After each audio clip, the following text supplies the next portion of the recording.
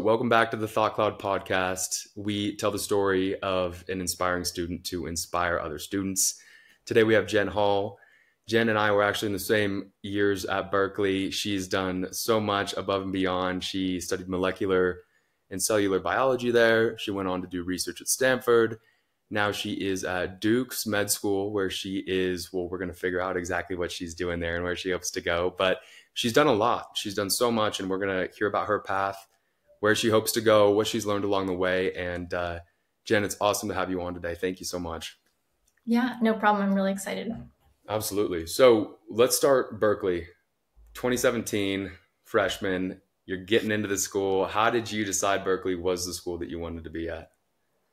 Yeah, I think so. I was an out-of-state Berkeley gal, so I think that was rather uncommon because majority, I think, do come from California. But I grew up for the most part in Colorado, and so it was kind of, I knew I wanted to leave the area that I grew up in just to kind of branch out and experience something new. And I think Berkeley was kind of the epitome of experiencing something new. You know, it's so diverse.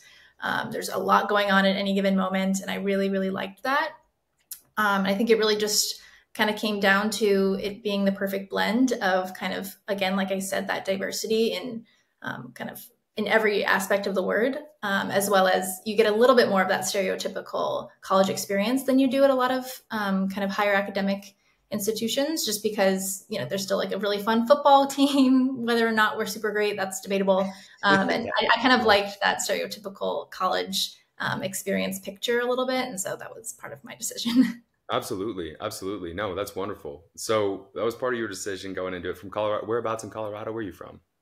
Yeah, Colorado Springs, which is south of Denver, about an hour. Very nice. Very nice. And you studied, or not molecular cellular, but was it molecular and cellular? Yeah, biology. Molecular and cellular, yeah. It's MCB is kind of the go-to. So molecular and cellular biology. Gotcha. Yeah, I know. There's some other schools that have that similar major. It's a bigger mouthful. So molecular and cellular. And how did you decide that? Was that something you knew going into, your application? That's what you wanted to study? I was a little uncertain. I think even then I knew I wanted to go to medical school after.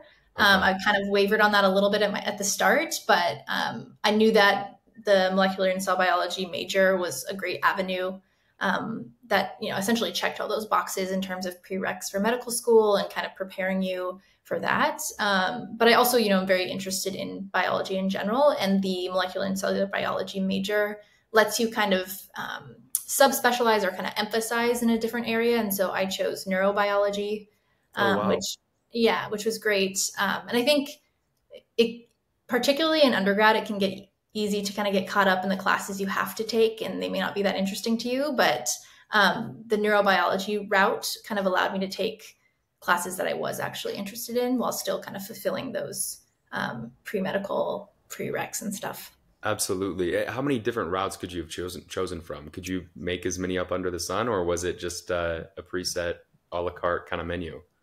Yeah, so I think there's 6 or 7 maybe areas of emphasis that you can choose. I know immunology is one, maybe genetics is another. And so there's several, but they're all kind of pre-laid out study plans. And there's different, routes you can take even within those, but I liked kind of that flexibility.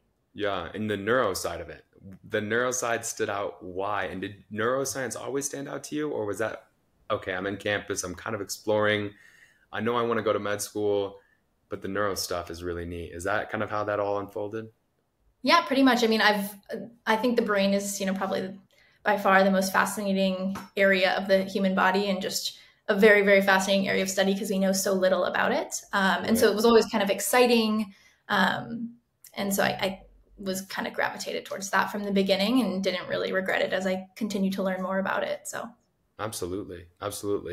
Well, there's so much to dig into on that campus, and it's neat to see how much people can dive into it. And I'm sure you felt that as well at Cal. It was like, wow, there are some people that are very, very focused on these very particular things. And it makes you more curious about what you're doing, I think, at the end of the day, right? Because you get to share that knowledge and feel like, okay, wow, this is a great community to be a part of. So at Cal, you were also able to be a part of a really neat research lab. So tell us about the SON lab, because I think that am I saying that correctly? SON? Yes, it's kind of like Son, like John, but with an S. Okay, SON Uh, like John. Okay. yeah. Yeah, that really cool stuff. Stem cell and cancer research. Yes, yes. Tell us So about that. yeah, so there's a ton of different research opportunities at Berkeley, as there are, at many undergraduate institutions. And so getting involved can be challenging at times, but once you're kind of in and you find yourself in kind of a good environment with the principal investigator or PI is kind of whoever leads the lab. And Lydia Son is the one who leads the Son lab, obviously. And she is wonderful, wonderful, just a great mentor. And so I was drawn to it for that reason. I saw her give a presentation and then kind of approached her afterwards. Mm-hmm. And so it ended up just being kind of a little bit spontaneous, a little bit kind of, I forget the wording exactly, but it kind of honestly was a little bit lucky too, to kind of have that happenstance meeting work out so well. But I stayed there from my freshman year until I graduated. And so it was just a great environment and a great opportunity to kind of earn greater independence in terms of the kind of projects I got involved with. What does that mean? And more independence in the projects you got involved with. For those that don't know how labs work, what does that actually mean? Yeah, so I guess it kind of depends on your experience, but for those who are kind of trying to get involved in research, there are labs where you will get super, super great hands-on experience. And then there are labs where you'll maybe have someone over your shoulder a little bit more, which is also worthwhile in terms of learning new things.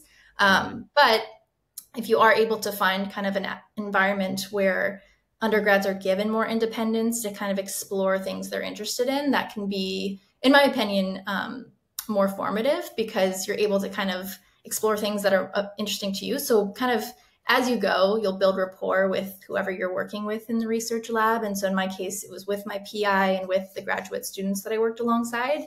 And so I got to the point where we were all kind of bouncing ideas off of each other at our weekly meetings. And so I oftentimes kind of got to follow my own trains of thought in terms of setting up experiments. And eventually down the line, I completed a thesis in that lab, which was very kind of just independent study driven. So, Wow. yeah. Wow. And so as you're doing your independent studies, independent research, it's still aligning with that common theme of what the lab is working towards, correct? Yes. So you can So, imagine within the stem cell / cancer biology lab, there's like a million projects that can be going on, just like there are a million things going on in all of those research facets. So, for example, within our lab, there were projects and graduate students working on kind of diagnostic tools for cancer. There were other kind of graduate students and teams working to rather than on the diagnostic side, more so on the treatment side. And so there can be a lot going on in any given lab. And so being able to kind of drive your own areas of interest is really fun and I guess formative. absolutely. Absolutely. And especially having that group of people around you that can, again, like we were talking about earlier, bounce ideas off of each other. And hey, am I looking at this the right way? This is what I'm saying. Well, hey, over here, what I'm saying is this. And I'm sure there's a lot of that crisscross as well. Did that help the work ultimately at the end of the day?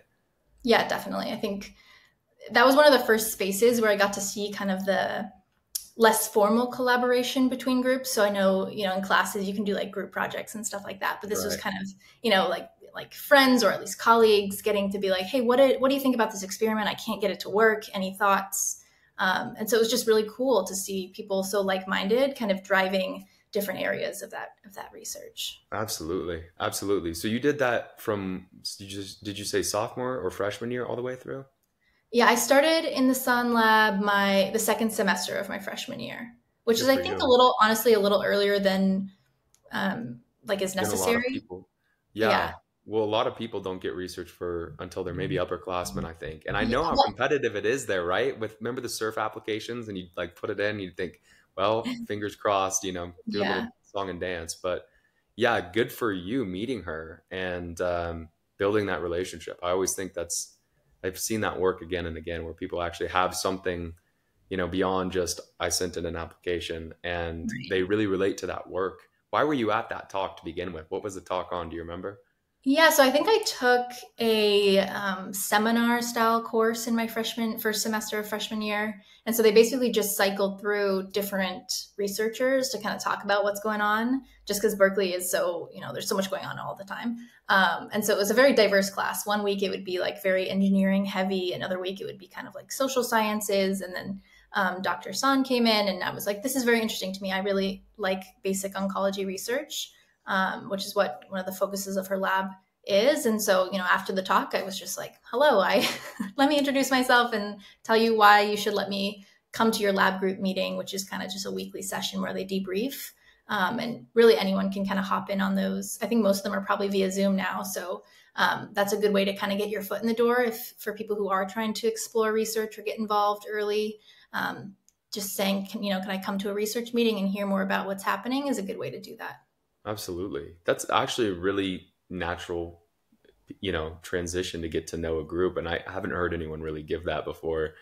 Um, I've heard, hey, go and send the email. I've heard, hey, try to meet them somewhere. But like, actually, hey, let's sit in while you're in your natural environment. Let me see if I can blend, kind of thing. That's really neat. Good stuff.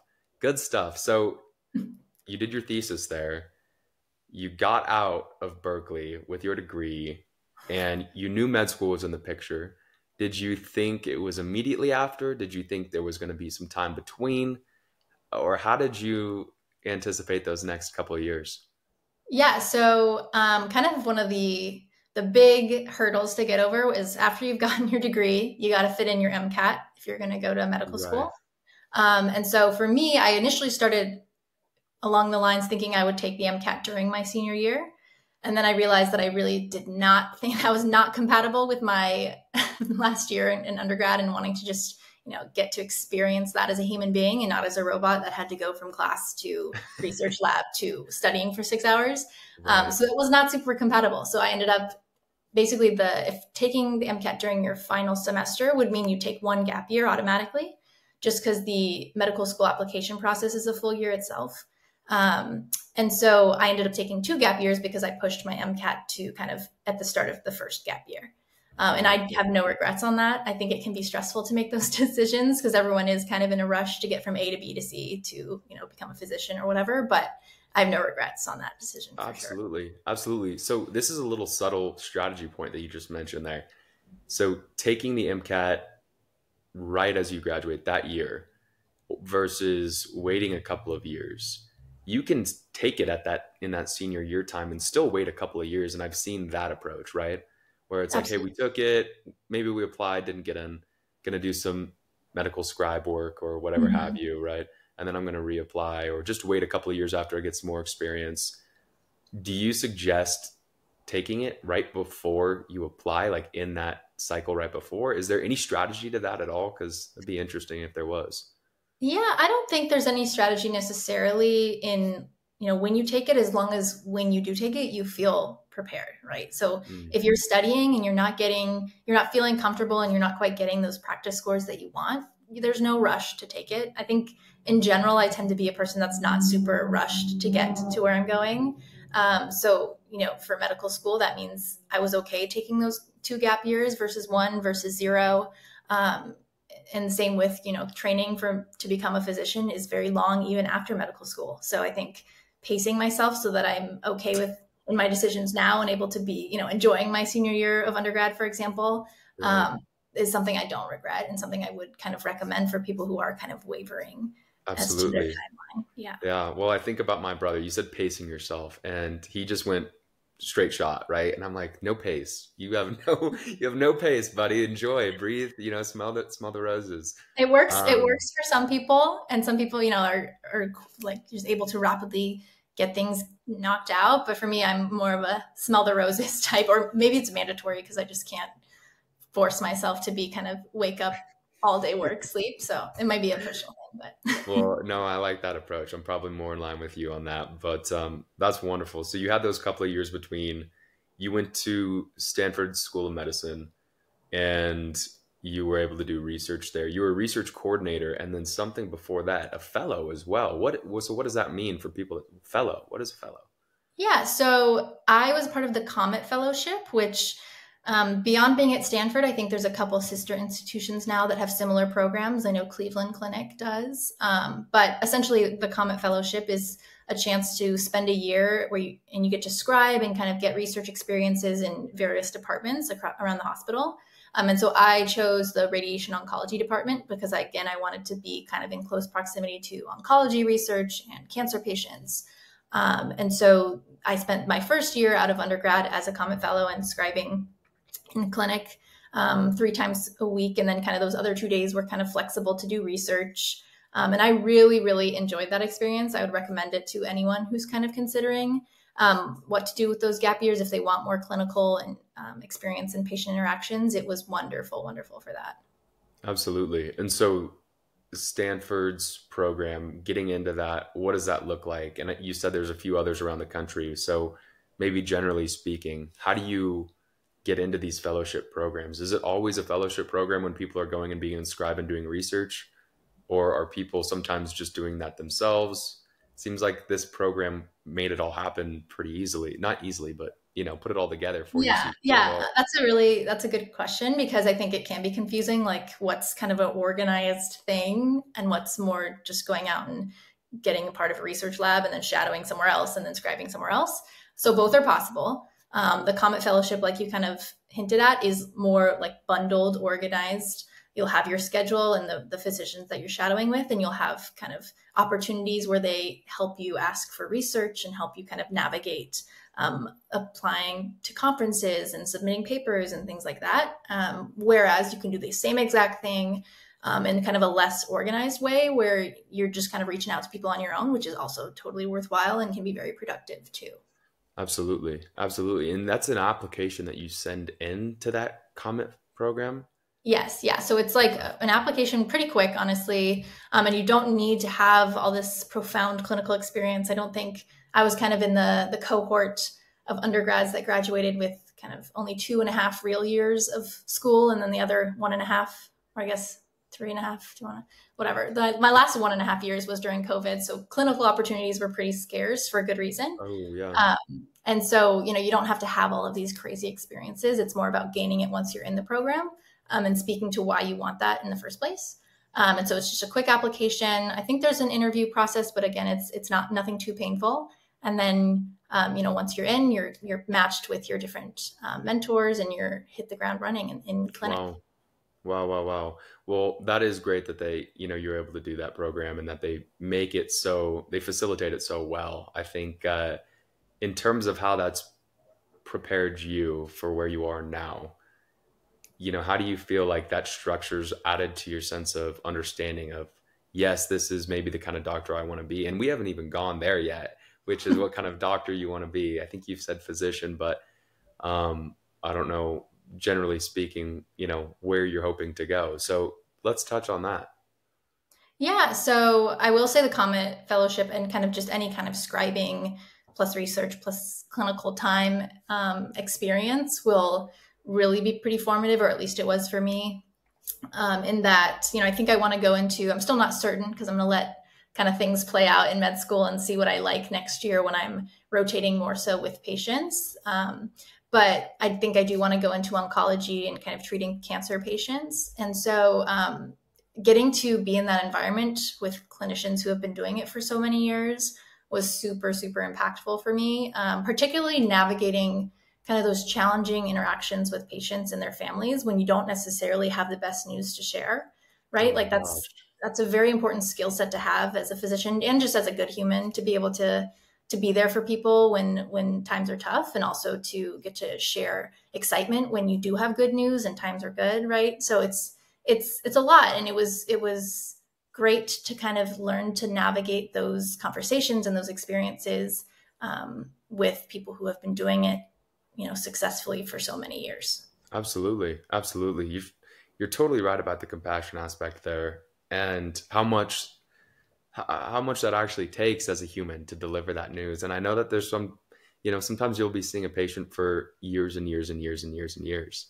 And there could be that time when you've, got to deliver some terrible news that they're like your family almost, or like your really close friends. You've got to see their whole path. That's just got to be real tough. But I think, like you said, the good news is probably just so relieving to give when you get to see them walk out. And we've had a couple of friends go through that. So we've been lucky on that sense. But boy, oh Mm. boy, oncology, you've been focusing on it a lot. Undergraduate, now again, you're digging into it further. Why has that stood out to you? Is there something that really strikes a reason why it really strikes an interest for you? Yeah, so I think just intellectually, I've always really been fascinated by kind of cancer and the treatment just because it's so complicated. And it's a problem. Obviously, everyone wants to find this cure to cancer, but I think it's not so much as wandering around the rainforest or whatever and finding like the magical plant that cures cancer, right? I think that that's kind of the vision sometimes from outside of oncology research is that, oh, there's this key that we just haven't found yet. But once you see how complex and how diverse cancer is just as a disease, it can be very daunting, but also it's very, very fascinating to see, if we do this little fix, it can improve survival this much. If, we keep incrementally improving survival for patients, that's slowly taking steps towards a cure rather than, which is more realistic than kind of wandering around and Right. finding this magic cure. And I will say I've had some personal experiences. My dad had cancer. And so, I think when you do have kind of that shared experience with patients, it can help you be more empathetic to the kind of that shared experience that you have. And so that was very impactful as well to kind of me figuring out what I wanted to do right off the bat in research as an undergrad. And then realizing just how well I fit into that kind of realm was another kind of confirmation too. Absolutely. Absolutely. So, as far as it goes with cancer, is there any particular type that you find yourself focusing on more than others that you'd like to maybe focus on more than others? Yeah, that's tough. I will say, again, very much open to kind of what the whims of a medical career can do, because oftentimes it can be kind of spontaneous and serendipitous in a way. But like I said, I did study neuro in undergrad, and so I'm kind of interested in that intersection of maybe like brain tumors or involvement of the nervous system in some way. But again, I think it's also as a physician or an oncologist, you can treat as as I guess as broad of a patient population as you want or as narrow, depending on Hmm. your interests. And so you could treat people who have brain tumors and have prostate cancer. Like it can be very diverse, or you can just treat a very specific subset. And so I haven't quite decided where I fall on that spectrum yet, but Gotcha, gotcha. And I know that it gets crazy. I remember just a year ago, my brother just went through his final. I think they finished with rotations. There's so many complicated processes. I feel like that a medical student has to go through. But it was his last year. He figured out his specialty, and I remember all of his friends talking about how much it really took for them to decide and all of these different subsets they could choose from. So, as far as it goes with oncology, eh, you know, what do you have to do to choose one or stay broad? What does that look like as a medical student? yeah. So as a student, the good news is like there's not much to do. Same with you're an undergrad and Okay. you're in pre-medical, right? Just let yourself get experiences and things that you're interested in. Don't try and pigeonhole yourself into something you think you're interested in and then jump ship later. Just kind of let what your passions are in any given moment drive kind of that decision making into what research projects you do and stuff like that. Because I think an answer in terms of ruling something out is just as valuable as an answer of being like, this is something that's definitely an interest, right? And so I think it definitely, once you're in medical school, becomes kind of like, oh my gosh, why don't I know exactly what I want to do? Because I should start my residency application tomorrow and make sure that everything on there is super applicable to this very niche field, right? That can be Right. kind of stressful, but it's also unrealistic. And there are very few people who come into med school knowing what they want to do and actually follow through on that. I think there can be a lot of evolution of kind of who you are as a person and your interests. Um, and so at Duke, at least, and at a couple other medical schools, you do your rotations in your second year. And so you kind of have some time to navigate things during that clinical, very heavy clinical exposure. And many decisions are oftentimes made then. And then you kind of have an extra year to do some research in that area if you want to make it more applicable to your residency application. But I think my kind of thinking is like, don't stress yourself out too much, because if you're, like I am now in my first year, it's very much just didactics and classes. And there are Hmm. still patient interactions, but it's not quite the same as rotating through all these different specialties and getting exposure. And so I'm not going to stress myself out too much until I actually have that exposure, if that makes sense. Absolutely.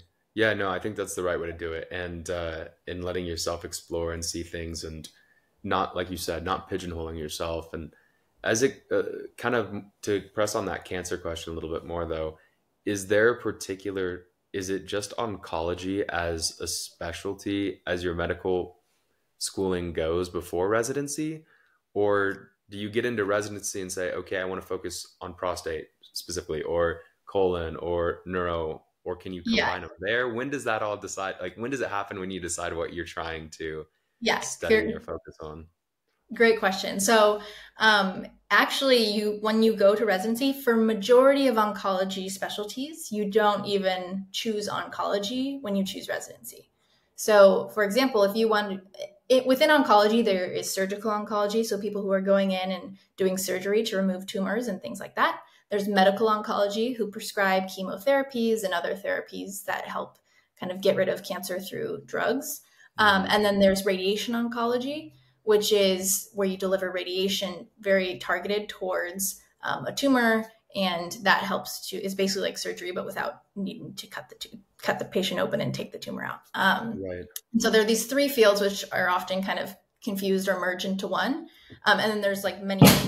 Sorry about that. There are many peripheral fields where you're interacting with cancer patients, but you're not necessarily on this three-pronged team, if that makes sense. Yeah. And so for residency, if you were doing surgical oncology, you would just go into general surgery residency.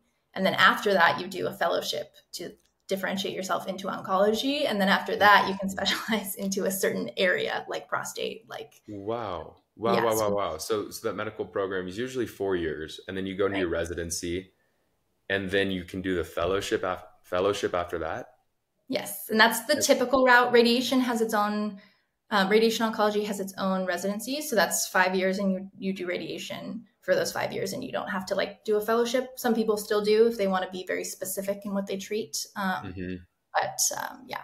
Wow. Well, I mean, for such an important matter, it's really cool to see that sort of level of dedication from the people that are going into the space to help address it. So I think that's just impressive, and a big congratulations to you for digging down that path, because it's important, and it's going to be fun to see what technologies and what cures come out, or advancements in those cures come out as the years progress, and how cool that you're going to be at the front line addressing all of those things when that day comes. So that's really cool.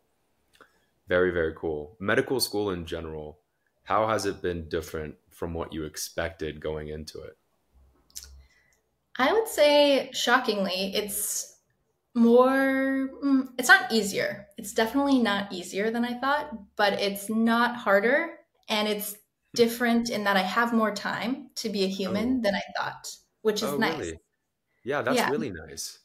Yeah. I think Yeah. in undergrad, especially, and also, I was younger, and you kind of have that dorm lifestyle a little bit more than you do when you're in graduate school. But yeah, I rarely like took the time to do laundry or like clean the kitchen or things like that. Didn't really, those weren't on my priority list. And now I feel like I have time to do those things, which maybe is a reflection of my own priorities, but also hopefully a reflection that I have a little more time to actually do it.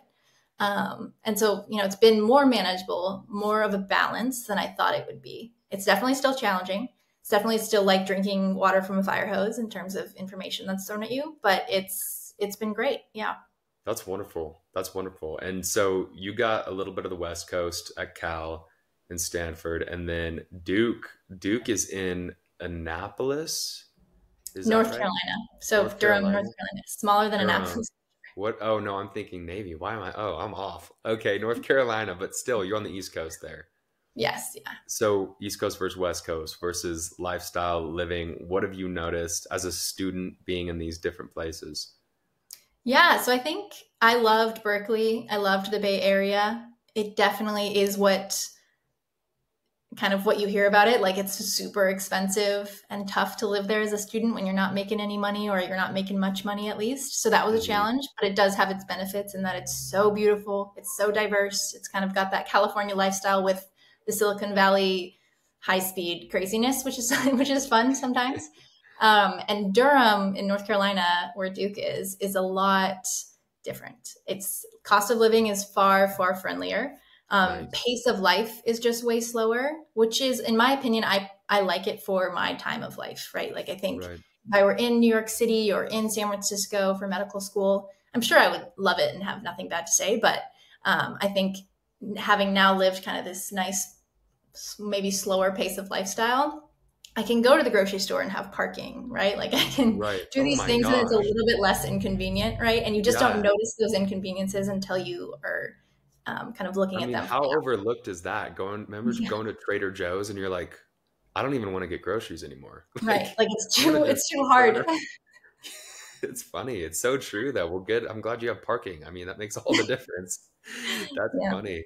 Well, that's wonderful though. I think that's good to see the different perspectives. And I think, next chapter is residency, of course. And I know it's a matter of just matching, right? And figuring out Mhm. what comes next, where you're going to be, what program suits your needs.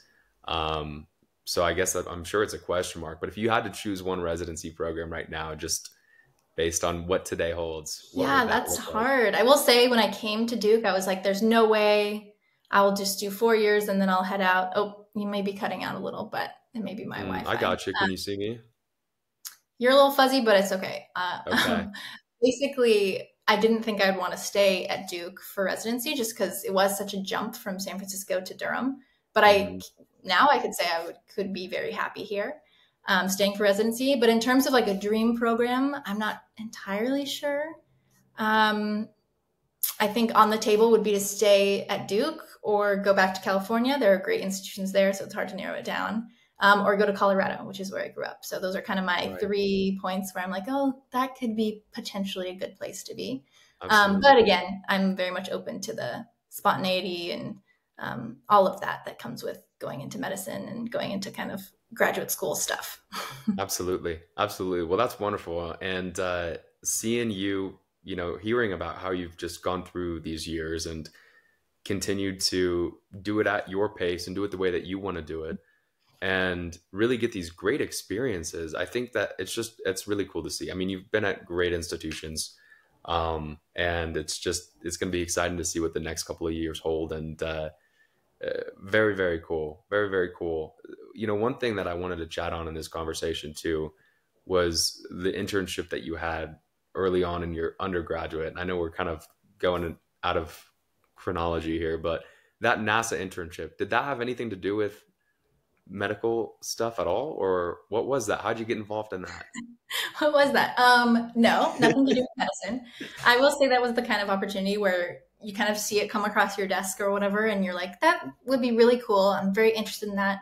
Not super applicable to my life goals and ambitions, but you know what? Like, this is maybe a detour or maybe something that I end up falling in love with. Let me give it a shot. If it doesn't work Right. out, nothing hurt. And so I ended up, taking the internship and I was a launch intern, which basically means I had very, very little work to do until there was like a launch I was assigned to. So it was great it's kind of built for people who are concurrently in undergrad or, in graduate school. And so I just kind of got to go and be not really a part because I wasn't doing much at the launches, but basically shadow those who were doing important things at launches. And it was really great. Just being Wow. exposed to, aerospace and all of that crazy stuff that happens over there. And I will say that I haven't thought about that in a long time, but one way that it kind of connects with what I'm doing now is I think it can feel very easy to get pressured into not deviating from this kind of stereotyped path of going into medicine. And so then I need, 1,200 hours of shadowing. I need however many hours of volunteering at a hospital. I can say I had neither of those.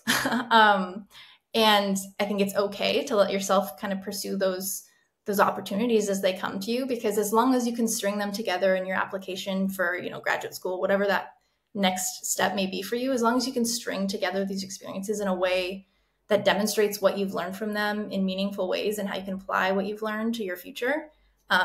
There's not really something that you can do wrong necessarily. And I think that's an important thing Absolutely. I would have loved to tell myself to not stress out about my younger self. Absolutely. Well, you just said it best. I mean, that's really good advice that your experiences make you and only you've had your experiences. And that doesn't discredit where you hope to go and what you hope to achieve with them. Like you said, string them together in a way that shows how fit you are to do that next thing and be a part of that program or go to that school or whatever it might be. I think you're right. A lot of people can get wrapped up in the idea that you have to follow one strict path. I remember I was all hedge fund, Wall Street, like, what do I need to do? It was just, it was overwhelming. It's overwhelming. And you stop being yourself, you just Mhm. kind of stop being yourself. So that's awesome that you took that detour, um, and explored it. And, who knows what it could have turned into, but now you've got a Yeah. really neat experience under your belt. Like, Right. wow. And there's actually now an emerging space medical fellowship after residency. Should I want to Really? go into space medicine, I have like a unique tie back. So I don't That's really see really myself cool. doing that, but potentially I could. Yeah. Yeah, you never know how that could come together. That's really neat. That's a neat field as well. Space right now is Mhm. just it's interesting. There was a gal we had on here that's really passionate about space medicine actually. So See? Yeah, it's yeah, great. absolutely. It's yeah, you just never know what's out there. That's awesome. That's really cool, Jen. Well, um, I think it's nice to hear your path, and it's nice to have you share with other people because it's everyone's got such unique experiences to share. So thank you for doing this and coming on today. We're going to close it up now with a rapid fire round, and we're going to ask you a couple questions. So whatever comes to mind, just go ahead and shoot back. Okay, sure. Um, First question for you: what is your favorite book? Harry Potter, but only because I'm a big nostalgia reader. And when I'm overstimulated with work or school or whatever, I like to kind of turn back to something I know. And I know You Harry Potter. Like I you know it. know Harry Potter. What house are you in Harry Potter? What? Sorry. What house are you? Oh, see, I think I used to be Gryffindor, but I think I've come to terms with the fact that I'm Ravenclaw. Ooh, Yeah. okay. Good deal. Good deal. Well, which Harry Potter volume would you suggest? Honestly, I think you gotta just when you start, you just got to read through the whole thing. So if you're rereading, just start here and read through the whole thing again, or listen to the Oh my audiobooks gosh. because I'm a big audiobook gal, and that is a great way to get that nostalgia kick again. That's awesome. That's so cool. I love it. Okay, next question for you. Who is your most influential role model? This is hard. I would say, like I mentioned her earlier, my PI from undergrad, Lydia San, is definitely one of them. I think also I will plug that you can have different kind of mentors and you can love them for reasons and you can kind of resent them for other reasons. And Hmm. so, this wasn't my experience with Lydia at all, but I will say that like take what you can from a mentor and then be okay with the fact that your next mentor will be different, right? That maybe some projects you had a very hands-on mentor that helped you through every single step, and then the next time you have a new mentor for a different field or whatever, maybe they're very hands-off and you got to learn a lot on your own, but you get a lot of opportunity to grow. So I think it's hard for me to pick one because I've had such diverse mentorship, but Yeah, if I did have to choose one, it'd be Lydia. that's nice. That's really nice. And I think that's another good point that you just mentioned there that mentor doesn't mean you have to ride into the sunset with them. It's there's so many great people out there that can offer you so much help. Um, Right. and you can learn so much from so many different people. So I like that answer a lot. And shout out to Lydia. Um, Next question. Being a student, what is the most stressful part of your day, day in and day out? I would say, like I said, you might hear my cat in the background, so apologies for that. But my most stressful day to day, probably just learning to say no to things because ever since I got to Duke, and I think at any medical school it'll be the same, a million opportunities are thrown at you. So like, there'll be a interest group meeting, some sort of service opportunity, a new course that you can take, all this stuff thrown at you, and you have to decide what you want or don't do any of it. And learning to say no to things has been very stressful for me. But I'm learning, and it's getting better. Absolutely. At all levels, it's hard to say no, especially if if you're a social person, and that Mhm. it's tough. It's really tough. So good advice. Next question. Who is someone that you've studied with? Who's the favorite person that you've studied with?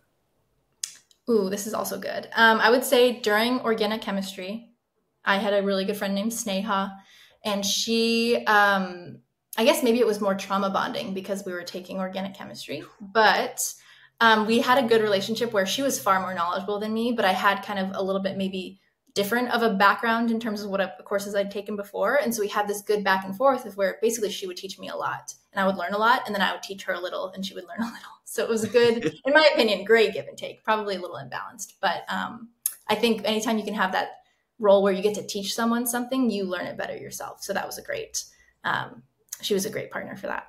Absolutely. Absolutely. All right. Well, next question. What would you say the most meaningful way what would you say the most meaningful way for students to help each other is? Oh, this piggybacks good off of the last one.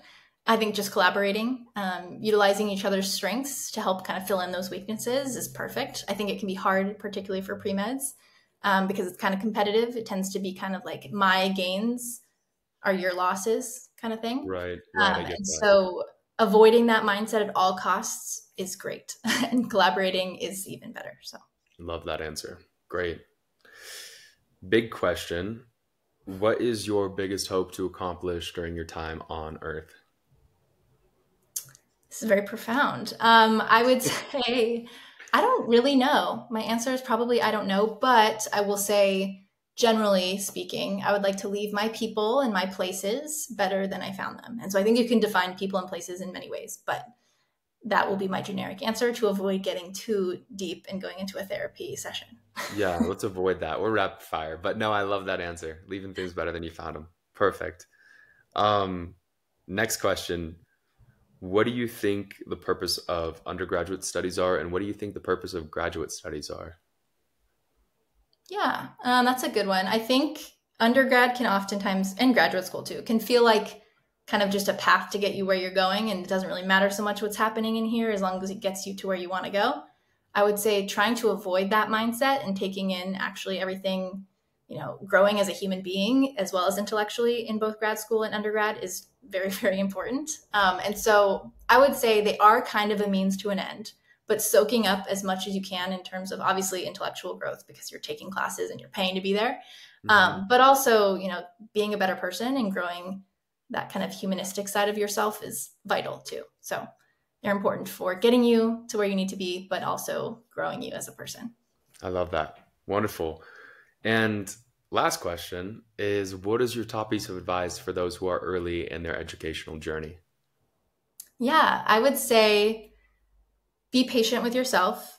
Don't feel so rushed. I know it's probably going to fall on deaf ears, but like give yourself a chance and try not to compare yourself too much to others. I think regardless, you're probably going to, and that's okay.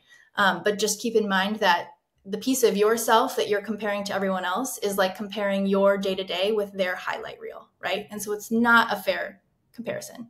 And so when you are going to compare yourself to others, because it's probably inevitably going to happen, just consider that there are some error bars that are pretty large on either side of whoever you're seeing that, sometimes they may be even better than the person you see, and that's crazy. But most of the time, they're probably not this highlight reel that they show, through social media, that they show in an interview or whatever. So be gentle with yourself, be patient with yourself. And yeah, that's I love probably, that. That's awesome advice. I think a lot of people need to hear that. Even if there's not students, I think everyone needs to hear that. So, Jen, thank you so much for coming on today. Where can people keep up with you? Where can they stay in tune with the journey that you are on? yeah, people are more than welcome to reach out to me through LinkedIn or through email. I'm happy to answer anyone who's on, pre-med journey and, taking detours or not, answer any questions there. My email is jen.hall@duke.edu. So reach out should anything come up. More than happy to chat. Wonderful. Thank you so much, Jen, for coming on. This has been such a pleasure. Yeah, thank you.